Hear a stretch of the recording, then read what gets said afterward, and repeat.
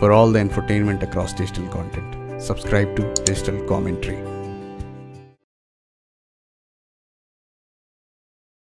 जब से मैं ये नाटक करने लगा तब से मेरा थोड़ा पढ़ाई में इंटरेस्ट कम हो गया actually.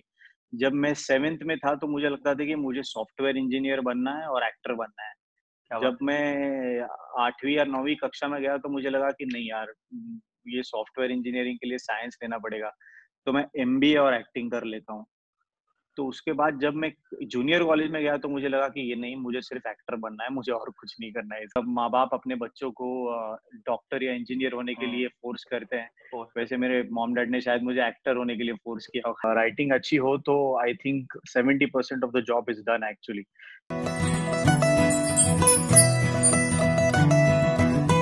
Thank you so much, sir, for joining us on Digital Commentary.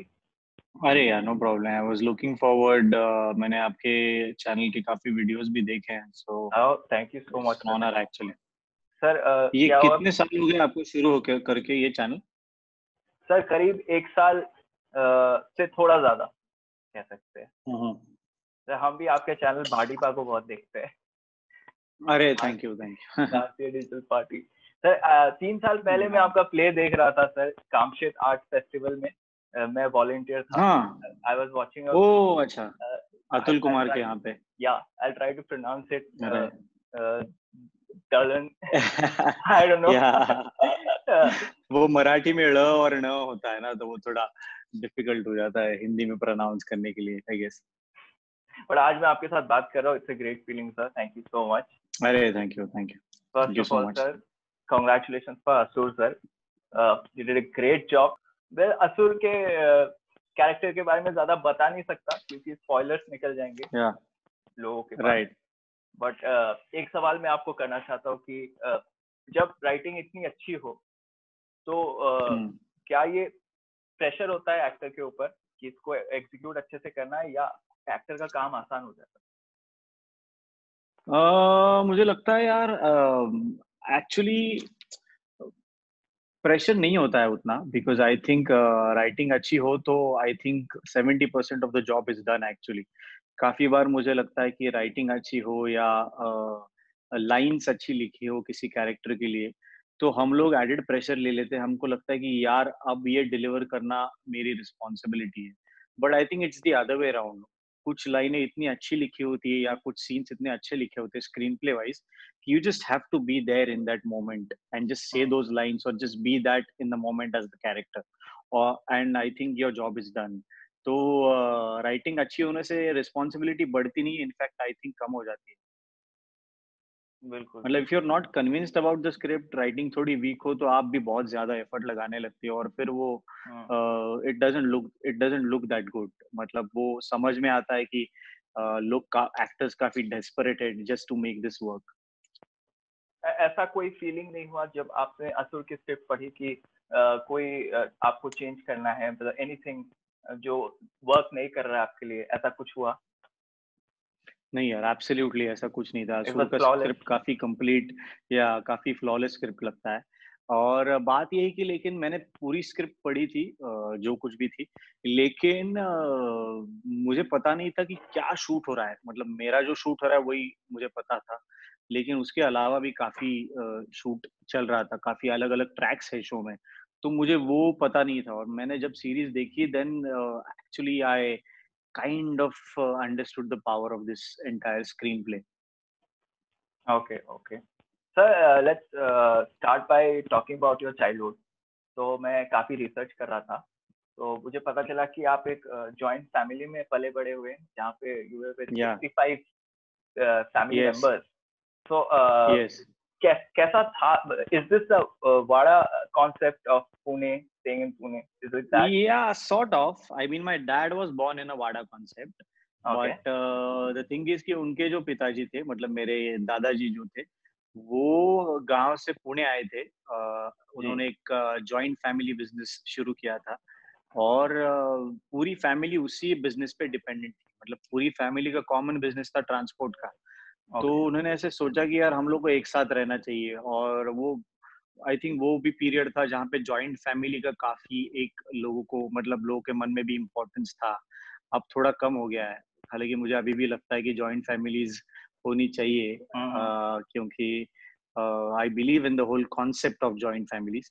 तो when he shifted to Pune, he bought an entire piece of land, और Okay. मेरे दादाजी के 7 भाई थे, और उनके बच्चे मतलब लगभग 3 जनरेशंस एक साथ हम लोग रहते थे। And I was born in a family of 68 people actually. Okay. हमारी पूरी बड़ी कॉलोनी थी, और 5 बिल्डिंग्स भर के सिर्फ वाघ थे वहां पे। Nice nice nice. आप बचपन से ही थिएटर में रहे, आप एक्टिंग करते थे बचपन में भी, बट आपकी फैमिली बिजनेस में थी, तो आप कैसे आपने कन्विंस किया या कहाँ से वो शुरू हुआ? नहीं, एक्चुअली कन्विंस नहीं करना पड़ा वैसे।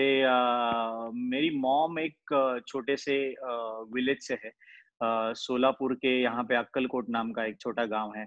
सो शी इज फ्रॉम देयर, और मुझे लगता है कि वो भी जब यंग थी तब वो भी एक्टर बनना चाहती थी, but because okay. She came from a very modest financial background, her parents didn't allow her to become an actor.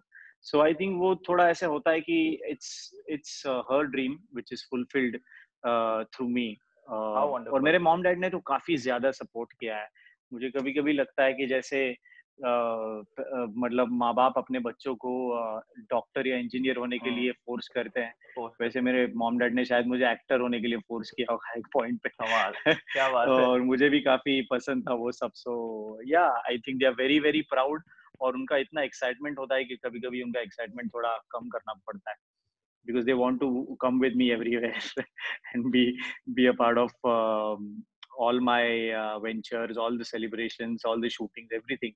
And it's a very good feeling, क्योंकि ऐसा तो नहीं है कि मतलब घर में बहुत पैसा पड़ा है और मतलब मैं एक्टिंग भी कर लूँ तो कोई प्रॉब्लम नहीं है, मुझे जो करना है मैं कर सकता हूँ, ऐसी बात नहीं थी। But the thing is I come from a very I come from a middle class family, और मिडिल क्लास फैमिली में ज्यादातर एक्टर होने के लिए मतलब इतना सपोर्ट नहीं दिया जाता है। मतलब 50-60% ऑफ द फैमिलीज तो अपोज कर देती है फर्स्ट इंस्टेंस में, लेकिन मेरे साथ ऐसा हुआ नहीं, तो मैं काफी फॉर्चुनेट हुआ। क्या बात, क्या सर। आप स्कूल स्कूल में कैसे बच्चे थे? आप बहुत पार्टिसिपेटिव थे अलग अलग चीजों में? मैं एक्चुअली ब्राइट ब्राइट बच्चा था यार स्कूल क्या में। बात, मैं 90% एंड अबव? फर्स्ट आता था। हाँ, क्या मैं बात, फर्स्ट फर्स्ट। आता था यार क्लास में। या तो वैसे था मैं स्कूल में ही, लेकिन जब से मैं एक्टिंग करने लगा, मतलब जब से मैं ये नाटक करने लगा, तब से मेरा थोड़ा पढ़ाई में इंटरेस्ट कम हो गया एक्चुअली। जब मैं 7th में था तो मुझे लगता था कि मुझे सॉफ्टवेयर इंजीनियर बनना है और एक्टर बनना है। क्या जब बात। मैं 8वीं या 9वीं कक्षा में गया तो मुझे लगा कि नहीं यार, ये सॉफ्टवेयर इंजीनियरिंग के लिए साइंस लेना पड़ेगा, तो मैं एमबीए और एक्टिंग कर लेता हूँ। तो उसके बाद जब मैं जूनियर कॉलेज में गया तो मुझे लगा कि ये नहीं, मुझे सिर्फ एक्टर बनना है, मुझे और कुछ नहीं करना है इसके साथ। आप बीएमसीसी में गए, Brihan Maharashtra yes college yes. Of commerce, जो या काफी प्रसिद्ध है आर्ट्स एंड कल्चर के लिए। मैं एक साल अरे टेस्को यार, कर रहा आपने था। काफी काफी अच्छा होमवर्क करके आए हो आप। मैं खुद 2 साल पहले टेस्को कर रहा था, तो उस वक्त बीएमसीसी के बारे में बहुत बात होती थी। या तो राइट राइट वहाँ राइट। पे आप काफी सारे अपने अभी जिनके साथ आप कोलैबोरेट करते हैं उनके साथ आप मिले, उनसे आप मिले वहाँ पे, या निपुण जी भी थे। तो यस। कैसे थे वो कॉलेज के दिन? कैसे, how did it shape you as an actor? Actually बहुत मजा आता था यार, क्योंकि मुझे लगता है कि जब पुणे में एक तो इंटर कॉलेज थिएटर सीन बहुत वाइब्रेंट है, and I think it's the best place to research. मतलब अरविंद काकड़े जी है एक, जो मराठी एक्सपेरिमेंटल थिएटर के काफी बड़े एक वेटरन माने जाते हैं। तो उन्होंने एक बार कहा था कि experimental theatre is like the research and development department of this entertainment industry.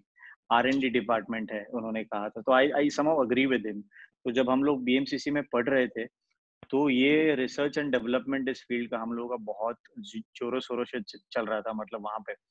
और बात यह है कि इंटर कॉलेज थिएटर बहुत वाइब्रेंट है, तो नाटक भी काफी करते थे कॉलेज से। और उसके बाद हमारा खुद का भी एक एक्सपेरिमेंटल नाटक का ग्रुप था, जिसका नाम है नाटक कंपनी। तो ऐसा हम लोगों ने काफी काफी ज्यादा मतलब कस के थिएटर किया है बीएमसीसी के दिनों में।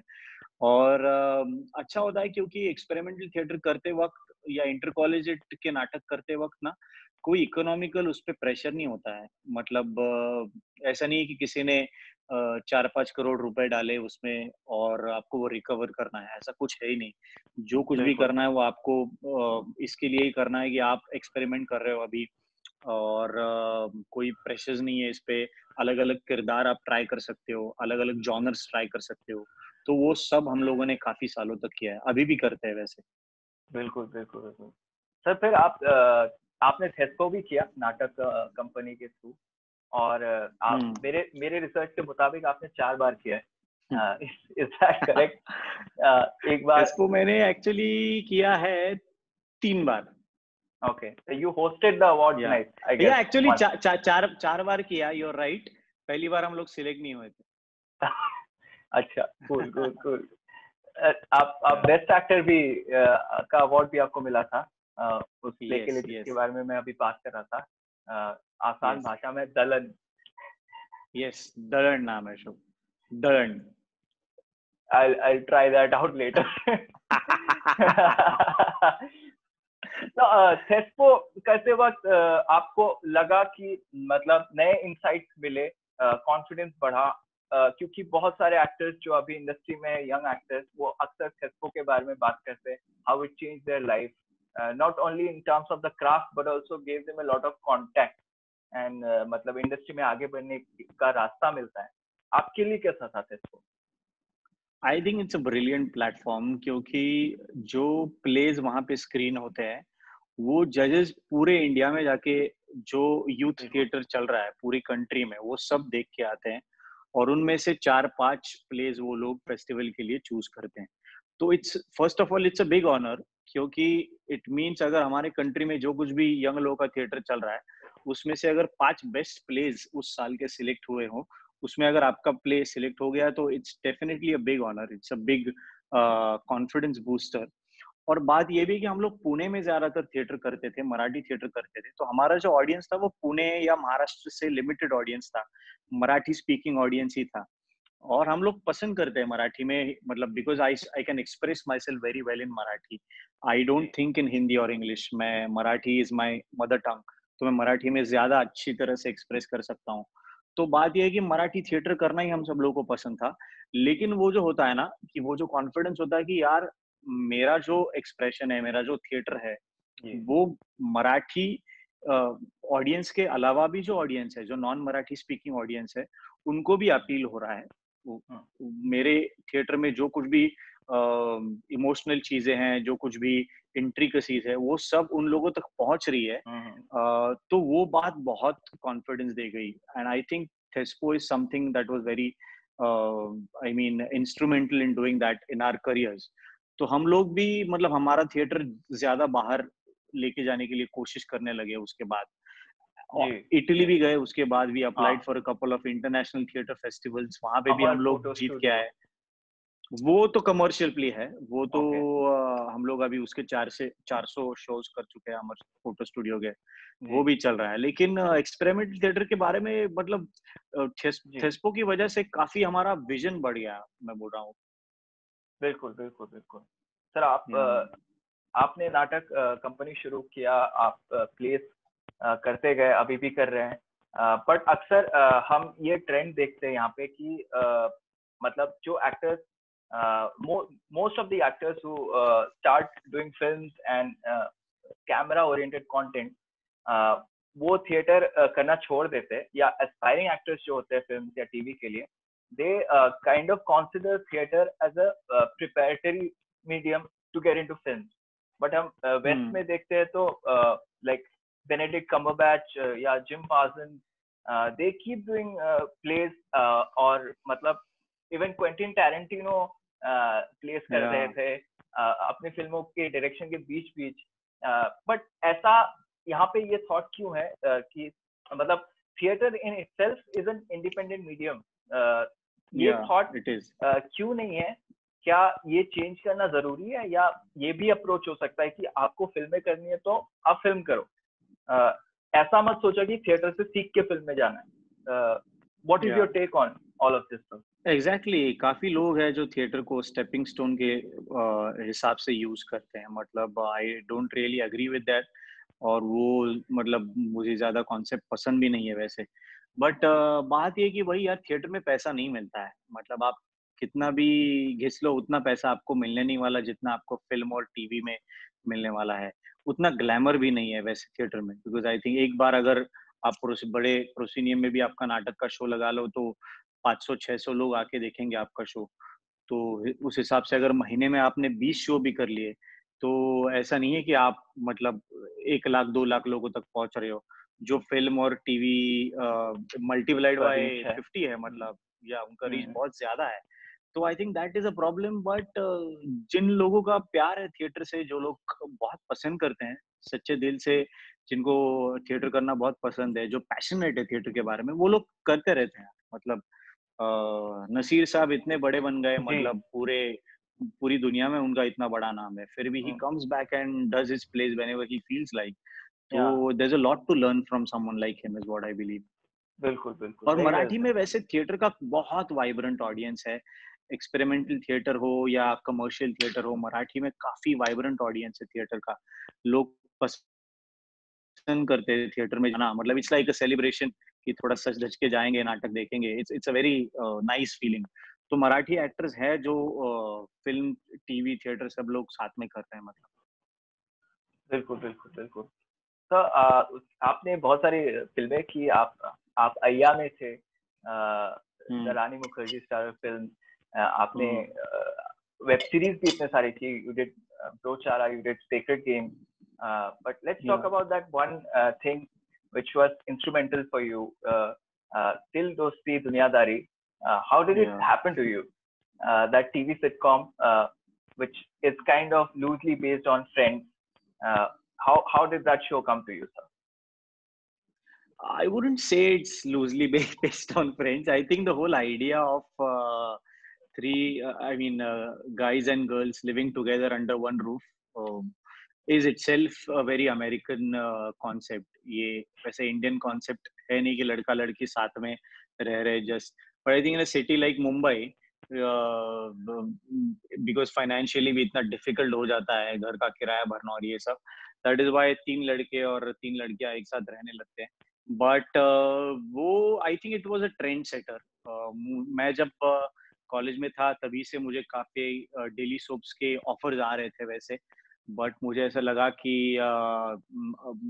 मुझे नहीं करना है अब, सास बहू वाले डेली सोप्स नहीं करने हैं बिल्कुल अभी इस पॉइंट पे। बट जब दिल दोस्ती दुनियादारी का ऑफर आया मुझे, तो बात ये थी कि मुझे ऐसा लगा कि ये उस टाइप का कंटेंट है जो मैं भी एज अ व्यूअर टीवी पे देखना पसंद करूंगा। क्योंकि टेलीविजन पे यूथ ओरिएंटेड टीवी शोज बहुत कम करते हैं हम लोग। It's mostly for 40+ age groups, और it's for women who are at home, मतलब housewives mostly. Nothing against that. It's great that this content has been working in India for all this while. But मुझे लगता है कि ये कुछ ऐसा content था जो मैं भी मुझे भी एक्साइट कर रहा था एज अ व्यूअर। तो मैंने वो शो ले लिया, और रात के 10:30 बजे का स्लॉट था। तो प्राइम टाइम तो है नहीं, है काफी लेट आता था show. But the show did wonders. I mean it did so well. बच्चों से लेके बूढ़ों तक सब लोग शो देखते थे। और टेलीविजन वो कर देता है यार, it it gives you that that popularity which is very much needed. क्योंकि मैंने उसके पहले भी काफी फिल्में की थी, काफी नाटक करता था, बट मुझे हमेशा ऐसा लगता था कि यार मुझे अपना ड्यू नहीं मिल रहा है, लोग मुझे पहचान नहीं रहे, मेरा काम रिकॉग्नाइज नहीं हो रहा है, नोटिस नहीं हो रहा है।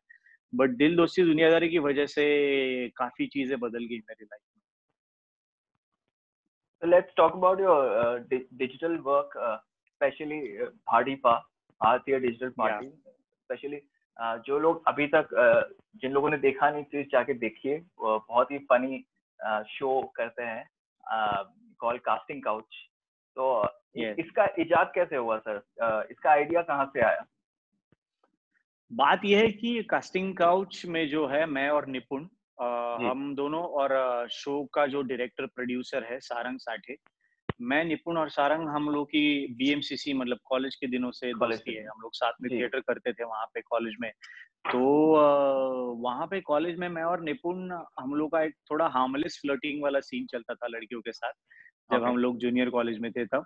तो बात ये थी कि हम लोग 1 to 10 रैंकिंग्स थे हम लोगों के, और वो रैंकिंग्स में जो सब लड़कियां हैं नाटक के ग्रुप में जो है एक्टिव, वो सब लड़कियां थी वो ग्रुप में। और जो हमें कोई चॉकलेट देगा या हमसे बड़ी स्वीटली पेश आएगा, उनके पॉइंट्स बढ़ते थे, और हम लोग हर महीने के एंड में वो पॉइंट्स डिक्लेयर करते थे। तो ये सब हम लोग मजाक मजाक में करते थे। इवेंचुअली सारंग थॉट कि इसी का थोड़ा सा हम लोग एक अच्छा, इसी कॉन्सेप्ट को थोड़ा अच्छे से आर्टिकुलेट करके हम्म। एक इसका और एक एक्सटेंशन करके एक कास्टिंग काउच नाम का शो करते हैं, जहाँ पे हम लोग कोशिश कर रहे हैं कि निपुण जो है वो फिल्म डायरेक्ट करना चाहता है, मैं उस फिल्म में लीड प्ले करना चाहता हूँ, and we are looking for a lady opposite me in the film. बात ये है कि हम लोग जब ये शो कर रहे थे, वैसे हम we were also beginners at that time, but eventually हम लोग भी काफी पॉपुलर होते गए मराठी सीन में। जी। और we were but we in the show we are still playing strugglers, so it's a little funny and odd at the same time, but हाँ। it's fun, yeah, बहुत बहुत मजा आता है वो शो करने में, क्योंकि हम लोगों का मतलब जो हम लोग के अंदर जो सब ह्यूमर है वो जी। उस हिसाब से चैनलाइज हो जाता है, क्योंकि हम लोग फिल्मों में या वेब शो में कैरेक्टर्स करते हैं, मतलब हाँ। उस हिसाब से हमारे मन में जो चल रहा है सिस्टम के बारे में, हम लोग का जो कहना है वो सब हम्म। हम लोग कह नहीं सकते, बट इन बिल्कुल। कास्टिंग काउच वो सब चीजें हम लोग धीरे धीरे ऐसे सटली स्लाइड इन कर सकते हैं, और we can have a funny take on all these things. बिल्कुल। मुझे याद है आपने अनुराग कश्यप के साथ एक एपिसोड किया था, जहाँ पे या आप उनसे बार बार रोल मांग रहे थे, इट्स एन आउटसाइड, या इट्स एन अगली वर्ल्ड, ये सब बोल के। क्या वही वही से या बात चलते चलते आप सेक्रेड गेम्स में पहुंचे? No, actually, I was in या। Neeraj Gaiwan's track actually, okay. in Sacred Games. So या। I didn't या। get to meet Anurag sir during Sacred Games, but actually Sacred Games के लिए भी मैंने एक अलग एक रोल का ऑडिशन दिया था, तो मैं रिजेक्ट हो गया उसमें, और उन लोगों ने मुझे फिर से कॉल किया और पूछा कि ऐसा ऐसा एक और एक किरदार है, तो उसके लिए हम लोग ढूंढ रहे कोई 18 से 22-23 साल का लड़का। तो मैंने हम्म। बोला कि मुझे ले लो यार उस रोल के लिए, मेरा ऑडिशन ले लो। तो उन्होंने बोला कि आपकी एज क्या है? मैंने बोला 30 है, तो आप क्वालिफाई नहीं हो सकते। तो मैंने बोला कि ठीक है फिर। मैंने उन लोगों को किसी का नंबर दिया नहीं, किसी और ठीक है। लड़के का नंबर दिया नहीं। फिर उन लोगों का कॉल आया 3-4 दिन हाँ, बाद कि जी। Would you like to audition for the same part? मैंने बोला मैं वही तो बोल रहा था, आई कैन लुक 23-24 हो, आप मेरी ऑडिशन ले लो। तो I went in for the audition and I got hmm. Selected. I knew it's a small part, मतलब 2 ही एपिसोड्स का पार्ट है, मुझे पता था। तो इसीलिए मैं थोड़ा स्केप्टिकल था इतना छोटा पार्ट करने के लिए, बट नीरज सर सेड कि मुझे पता है, मैंने आपका मराठी में काफी काम देखा है, पसंद करता हूँ, और ये इम्पोर्टेंट रोल है, मैं चाहता हूँ कि आप ये रोल करो, it will just be a start of, हम लोग इसके बाद भी लॉन्ग काम कर कोलैबोरेशन। पाएंगे, तो ये लॉन्ग कोलैबोरेशन, तो I really had fun on that set. Wonderful, wonderful. Sir, आप फिलहाल क्या पढ़ रहे हैं, क्या देख रहे हैं लॉकडाउन में, कैसे बिता रहे हैं दिन? यार मैं तो यूएस में था इसके जी। पहले, तो मैं वहाँ पे मेरे नाटक के शोज के लिए गया था, जिसका नाम है अमर फोटो स्टूडियो, नाम का हमारा नाटक है, जी। जी। जी। और 35-40 दिन का हमारा टूर था यूएस और कनाडा का। तो सब मिलाकर 14 शोज थे वहाँ पे नाटक के, हम लोग सिर्फ 3 शोज कर पाए, उसके बाद हमारा पूरा टूर कैंसिल हो गया। तो वापस आ गए इंडिया में, और बिकॉज हम लोग कैलिफोर्निया से आए थे वापस, I was home quarantine for 14 days. तो ओके। या तो पहले 4-5 दिन तो मेरे जेट लैग में चले गए, और मैं होम क्वारंटीन हो गया, और उसके बाद मेरा क्वारंटीन जब खत्म हो गया, तो पूरा देश लॉकडाउन में चला गया 2 दिन बाद। तो वही मैं सोच रहा था कि यार खुद को ऑक्यूपाइड रखना चाहिए, बिकॉज बिल्कुल। एज एन आर्टिस्ट हम लोगों को भी ऐसे लगता है कि हमारा काम बाहर आना चाहिए, परफॉर्म करने का चांस मिलना चाहिए हम लोगों को। So I'm just glad कि असुर happened at this time हाँ, and the response has been amazing. clearly. वो मैं भी घर पे बैठ के थोड़ा फ्रस्ट्रेट हो रहा था, लेकिन असुर से जो पॉजिटिव एनर्जी मिल रही है वो बहुत मतलब इट्स अनमैचेबल। वो बहुत कमाल की बिल्कुल। पॉजिटिव वाइब्स है जो ऑडियंस से मिल रही है। अब मैं फिल्में देख रहा हूँ, वेब सीरीज देख रहा हूँ, नेटफ्लिक्स, अमेजॉन, वूट, हॉटस्टार कुछ सब देख रहा हूँ। रेकमेंड कर दीजिए हमें मैंने भी। यार अभी अभी मैंने फ्लीबैग देखी थी ओहो, कुछ महीने पहले। सुपर्ब। फ्लीबैग मुझे बहुत पसंद थी, फीबी वॉलर ब्रिज का मैं काफी बड़ा फैन हूँ। तो उसकी एक वेब सीरीज है नेटफ्लिक्स पे जिसका नाम है क्रैशिंग, तो हाँ, वो मैंने देख ली। ओके। फिर मैंने कॉमिन्स की मेथड देख ली, वो बहुत अच्छी वेब बहुत सीरीज सही, है बहुत। जिसमें माइकल फॉर डगलस है। एक्टर्स, और या ही एक्टर्स इज के एन लिए एक्टिंग काफी। गुरु in it, he's an acting coach, really yeah. Funny, So yeah, as an actor you can relate to it. Relate to uh, it. मैंने Tiger King नाम की वो डॉक्यूमेंट्री सीरीज देखी, वो काफी मजेदार लगी मुझे।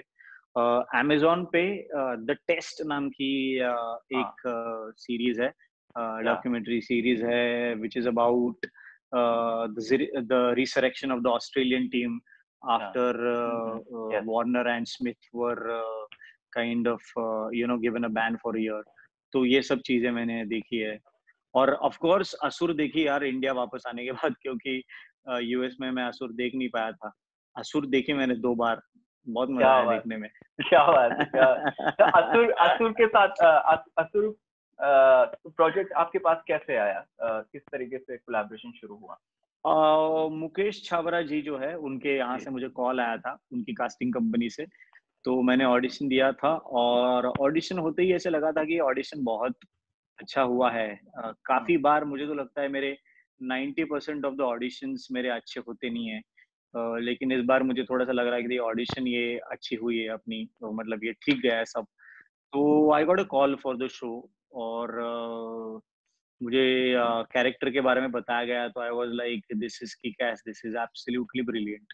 और शो का कॉन्सेप्ट भी बहुत कमाल का लगा मुझे, क्योंकि ये माइथोलॉजिकल थ्रिलर है, which is completely a new concept new in concept, our totally. Country. या तो बहुत मजा आया वो सब पढ़ के।